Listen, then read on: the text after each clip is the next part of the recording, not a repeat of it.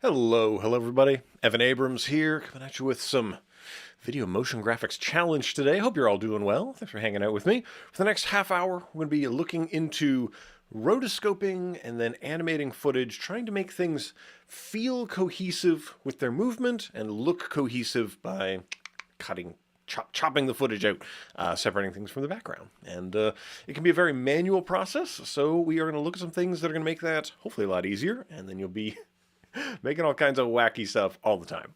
So hey there, Clever Devlin.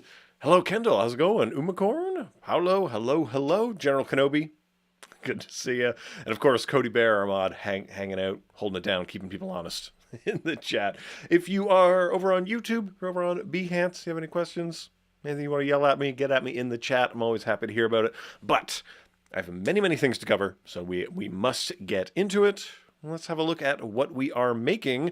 We're rotoscoping little animation today on our video challenge. So, having a look at the screen. We are going to be working a lot in After Effects today. So, anytime you need to do something that I would say is, intermediate to sophisticated graphics-wise, we want to be coming into After Effects. And this is the little example scene that I cooked up for us. So, we've got someone, she is enjoying some VR experience at a desk, and then the background falls away and they are in space. So that's what we're doing here today. So here's the core idea of what we're doing. We're gonna make a sandwich. Yum, delicious sandwiches. Good to see people are making tacos out there. This is a form of taco. Taco is kind of sandwich, right? Start that debate in the chat. So what we're gonna do is we are going to, just to break down the layers for you. Here is the normal plate, just what the footage is. And all it's doing is fading away. There it goes. So it fades off. But we have a copy of it. We have a copy of that is just the subject hanging out, and it's doing a little move. And the two of them together, if you've got just the subject that sticks around and just the background that goes away, we end up with this. So, job number one, we have to be able to isolate our subject from the background to cut them out from the background. Now, I've kept the desk and the mug and the chair because I thought that was a funny idea. But then, with the sandwich, what we are going to put in the middle is what we call the back plate. So that just hangs out in between, say, clean plate classic and subject, and in between them goes this other layer that itself is coming on as the other one goes off, and that creates the final effect. So that's kind of our overview. This is where we are going. Those goggles still look awful. Look, we have yet to make a VR experience that looks cool. Top people are on it, I'm certain. But that's what we're going to focus on today. Tomorrow we're going to take it further steps to get these things even more cohesive, but we're going to work on cutting things out and getting them moving.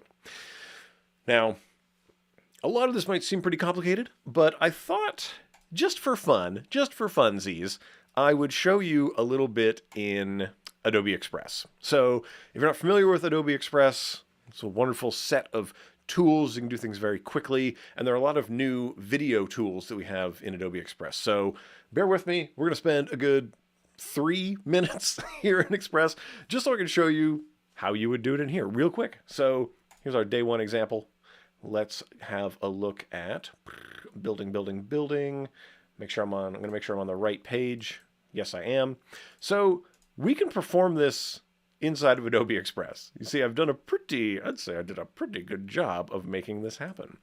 And I want to show you in here really specifically that the procedure is pretty much exactly the same. That we have three things. We've got the isolated subject here. They've had their background removed.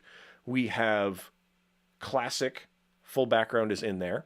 And then we have the backplate. Now these are in a slightly different order because of the way Express kind of works. So let's just dive into it. If you had to make this from scratch here in Express, drag in your video footages. You can grab them from various videos. Like if I type in space over here, you can get all kinds of wackadoo things of space. I like this kind of purple one. And then you can find person with VR glasses. That's gonna be good. So literally all we're going to do is we are going to set these things up to fill the frame. So we're going to go ahead and grab this thing, fit the video into the frame, grab this other one, fill the video in the frame, or fill. I think fill. And then we need a second of these, right? We need we need the clean, and then Annika, I don't know about VR rotoscoping, but yeah, we're gonna be doing this. I'm gonna duplicate right here, and we're gonna again fill, make sure that is filling up the space, and I need to remove the background from it. So what we're gonna do is we're just gonna come into here, click the old remove background, and wait, that went pretty fast. Did I just? I think that might be totally done. Yes, okay, we nailed it. So it's that quickly. And the first thing you kind of notice is that the remove background has decided that the desk has to go, the chair has to go. So we get a person and a mug is what we get out of this. That has been decided for us out of our things. And it's a little bit disembodied. It's a little bit weird. That's fine. We'll work with this, right? So what we're going to do is we are going to take this disembodied person or this floating person. But I think actually it's actually a little bit easier if we sort of prune out the middle for now, and we just get this floating person. Maybe we show layer timing, and then we select this layer, and we kind of drag this to when we want it to happen. So something like this. That seems sort of correct. And we want to animate this moving in some way. So we can come into the animation, and maybe we add sort of a looping effect of like a spin. So they're going to be tumbling a little bit. Whoa, not like that. Let's get them spinning the other way. Let's bring the intensity way down. So they're just kind of having a drift, kind of like that. And we'll come back to the beginning. I'll make this larger like this, kind of move it down here, and we'll say the personality's soft, I think. So there we go. They're kind of orbiting a little bit. They're having a little bit of a turn. And what we're going to do is we take this element here, we go back, and so we just need to duplicate it, right? So we're going to take this, hit our duplicate button, boop, duplicate like that. We want these two to line up, because if they line up perfectly, they're going to be right over top of each other. And we are going to say for one of them, we're going to restore that background, but we're going to come into its animation, and we are going to give it an out. So it is going to go out on a fade, and we are just going to trim that down so that it kind of goes, make sure everybody's lining up. But if we observe this, they are piecing out. They're going. We could probably stand to remove the the spiral, because when you see the edges, that's when you get into the troubles, right? You get into trouble when you can see the edges. So anyway, all of that to show is that a lot of this stuff, we can make some things we need to kind of futz and push and move around. Our animations are a little bit limited to an in, a loop, and then a fade out, but lots of fun and interesting stuff you can do here. So I'm just going to show you real quick, because I want to move on to the After Effects part, that I think I nailed it with this version. I'm not going to lie. I think this is great. But this is what you can kind of accomplish in here. So if we want to do a bit of a cleaner, more controlled version of this, right? Maybe it's not really for kind of a social media thing. This needs to go into a film of some kind. Then our challenge today, we're going to do the more powerful version of this. So express away. Let's get into it for real. Well, not for real, but you know what I mean. All right. So here we go. We are going to rotoscope for real. Now remember, we make the sandwich. We must create the sandwich. So I have our footage. I've got my footage of space. I got my footage of woman at desk. I'm going to take the footage of woman at desk, and I like to throw that into a composition for itself so that I can keep a lot of things nice and contained in here. And one thing that I really want to do is kind of scrub through and just find a part in this video that is probably going to do things the best. So I'm going to hit B on the keyboard here. Maybe we'll scrub ahead to around here, hit N, and we are going to trim the comp to the work area. And we want to isolate our subject, right? So we are going to do that by double clicking on it, which is going to open us up in layer view. So remember, we are looking at, so if we just go back real quick, this is the composition view. When you double click on it, we know we're in the layer view because the bottom of this window has changed pretty considerably, and it says layer up at the top. Now we are going to grab the Roto Brush tool, and you can see that it's got a little blue, or sorry, a little green buddy there, and we are just going to hold down Command and drag our mouse button to kind of make that grow and shrink. And as soon as you start drawing, I'm just going to start drawing clunk like that. You can see a nice pink border shows up here, and that is what we have selected. We get an effect that's been dropped out onto things. So let's kind of clean up my workspace a little bit. And it's looking pretty normal. Now, we're going to just make sure that we are on sort of RGB mode. You can scrub through and see various different, we'll say, overlays of what we have been doing with this. So you can see little toggle alpha. So this is actually what the cutout is. And if you come down here and go to something like alpha boundary like this, we're going to see totally different information, and we can toggle through them all, kind of say as needed. But the big thing we want to do is just paint kind of roughly in where we want this to be. We want to make sure that we're telling After Effects really specifically, this is what we're keeping. So the desk is what we're keeping. Oh, good, it kept the mug. We're going to keep this part of the desk also.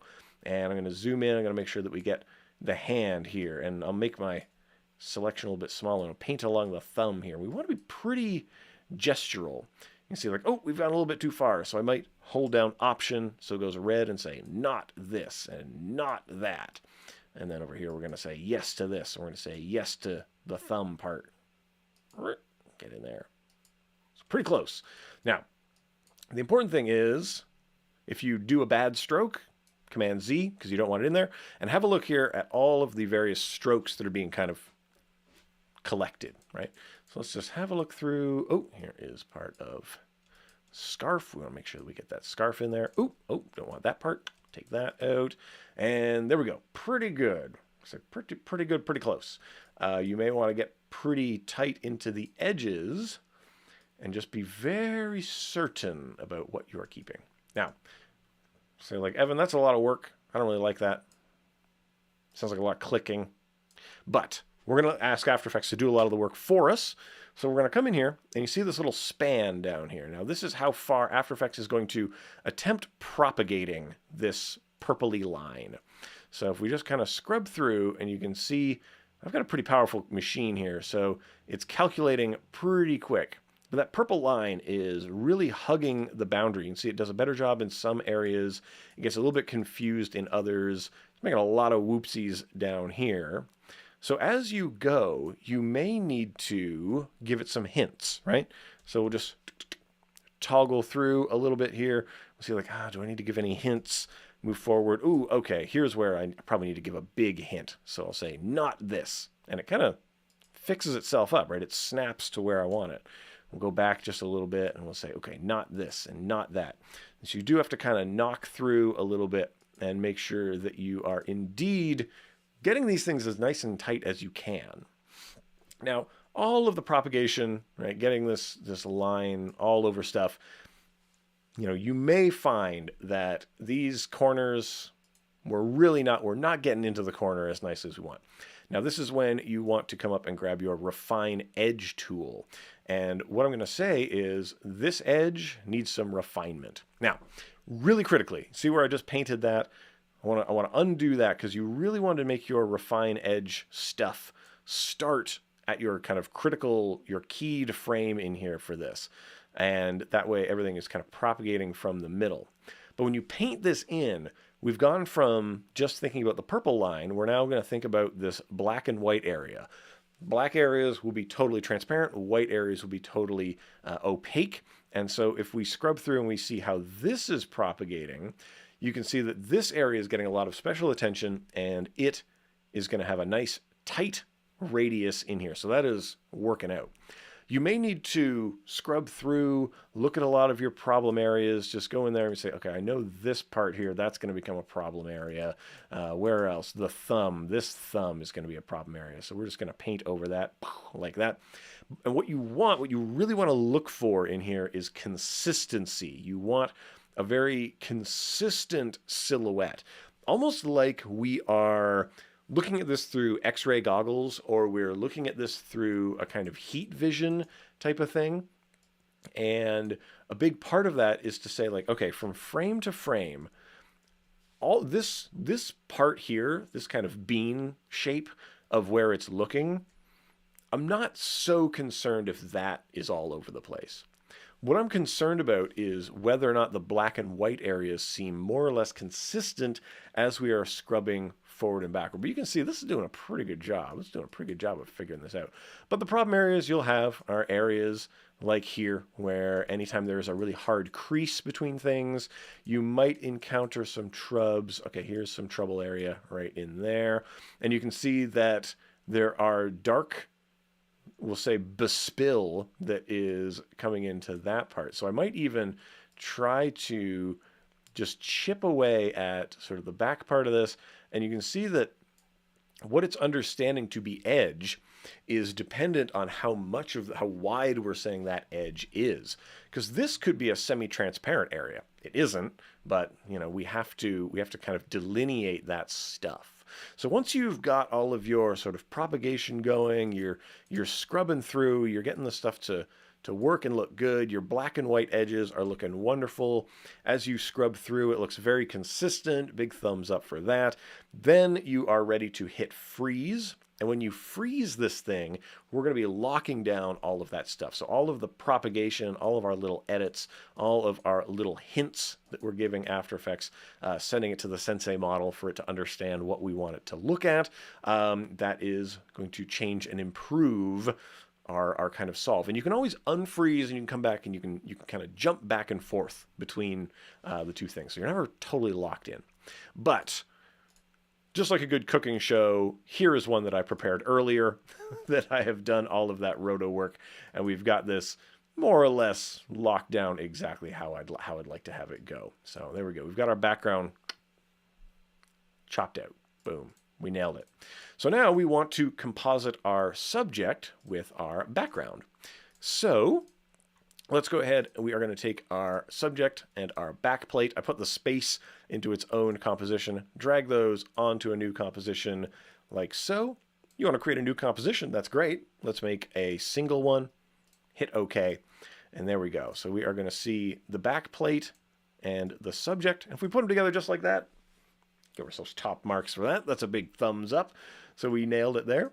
And we wanted, remember, we want to make the sandwich. We must make sandwich. So our subject, I am actually going to go inside there. Oops. And just keep in mind that if you have any of your roto brush tools selected and you happen to double click on a layer, you're going to enter layer mode automatically. So just keep that in mind. So we go into the subject. I want to grab this layer as I've trimmed it. Command C for copying. I'm going to hit Tab so I can navigate my way back to this particular composition. We're going to paste. I'm going to scrub away. I'm going to remove those rotobrush effects so that we basically have sort of two identical versions here of this. Now we want them to be perfectly over top of each other, so I'll use a little snapping feature to make that happen. And I'm going to parent Woman at Desk, say the clean plate, to the subject. So now wherever I happen to move the subject around, whatever animation we do to that, it's going to be happening to the nice clean back plate as well. I'm going to move ahead a few frames here because what we want to do is basically make this part disappear. Hit T to call up the opacity of this layer, or you can twirl down into it. Set a keyframe on the old opacity, scrub ahead a little bit, and just bring that value down. And there we go. So we're going to see over time that the background is falling away, right? That part of the sandwich is going away. It's dipping out. Now, I said, you construct your sandwich with this in the middle. You can put it whichever way you want. I like to do a little cross dissolve in here. So the back plate, we're going to have its opacity go from 0 to 100 to kind of match so that we are getting one showing up as the other one is going. That's looking pretty good. I'm going to give ourselves a nice little bit of a thumbs up for that.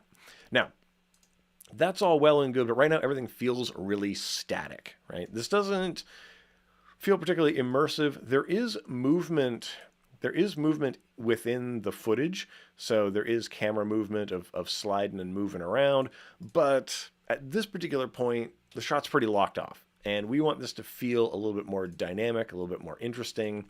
So, hold on, I'm going to navigate to our particular plate here. What we want to do is basically get this thing moving. So I'm going to call up the scale and the rotation, maybe the position, maybe the anchor point, and I'm going to just move the anchor point with our pan behind tool, hitting Y to call up my pan behind tool, move that into kind of the center mass of the person here. And remember, we parented these together, so I can just move one layer and the other one will follow.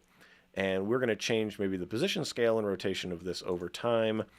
And we're going to have her kind of rotate a bit like this, maybe scale up a bit like that, maybe start to drift down like so.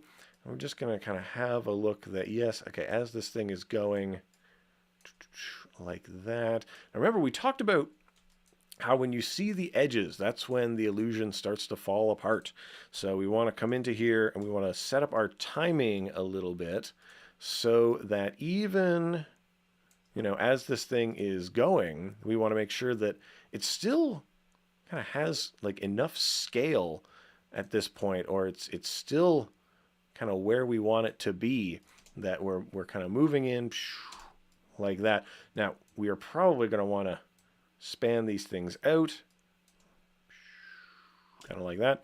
And it feels pretty harsh, right? This is a harsh transition in here. So we are going to click on that. We're going to make an auto Bezier. So we're holding down Command when we click on that.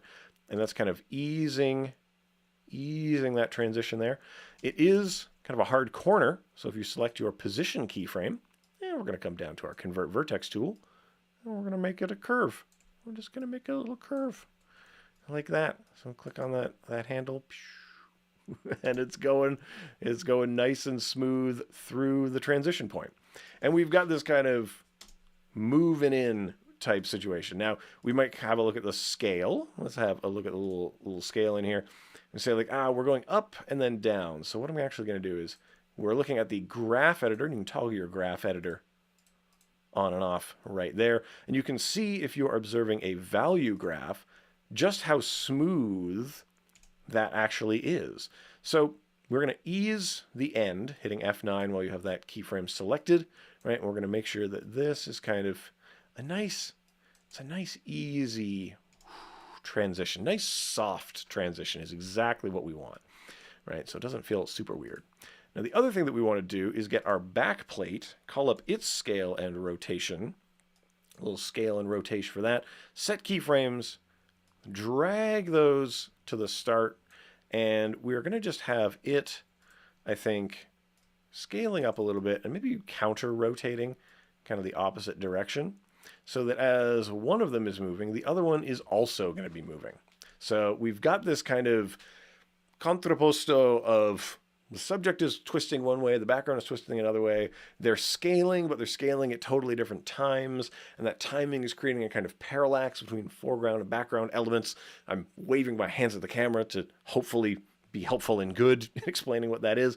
But if we come back to the version that I worked up a little bit earlier, that way we can kind of observe how that's going. I give myself a nice 4 seconds on that to really kind of slide into it. You want to take these things as easily as you can. Give yourself a nice amount of padding and room.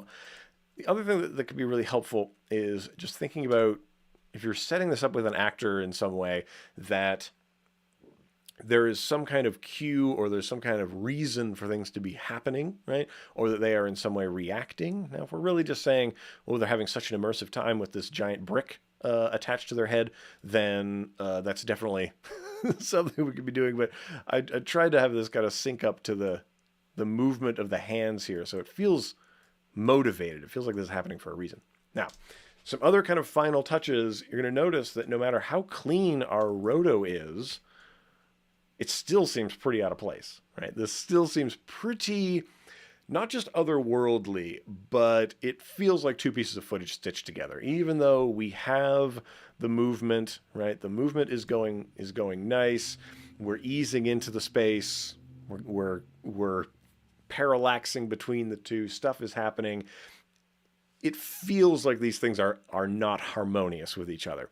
Now, the reason that is because the color balance between the two images is totally different, and we are going to touch that up next time. We're going to look at how we can harmonize our plates, our kind of clean plates, and our subjects, and all of these things, all of our background objects.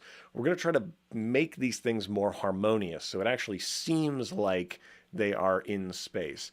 Now, if you're good with this, you're happy here, we're gonna call it there. But another couple of things that I want to talk about is just real quick. If you are looking at your kind of edges and you think, man, those edges too hard, a lot of the settings that you want to mess with, you want to come into your refine edge matte, applying smoothing and feathering and shifting your edge and your contrast. That's going to have a big impact on sort of the quality, dialing this in. It's going to be totally different for all the footage that you're doing, but remember, you are balancing between hardening the edge and not.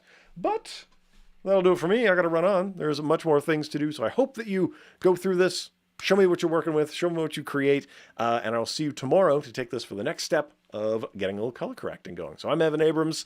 Enjoy the rest of the day here on Adobe Live, and see you later today. Bye for now.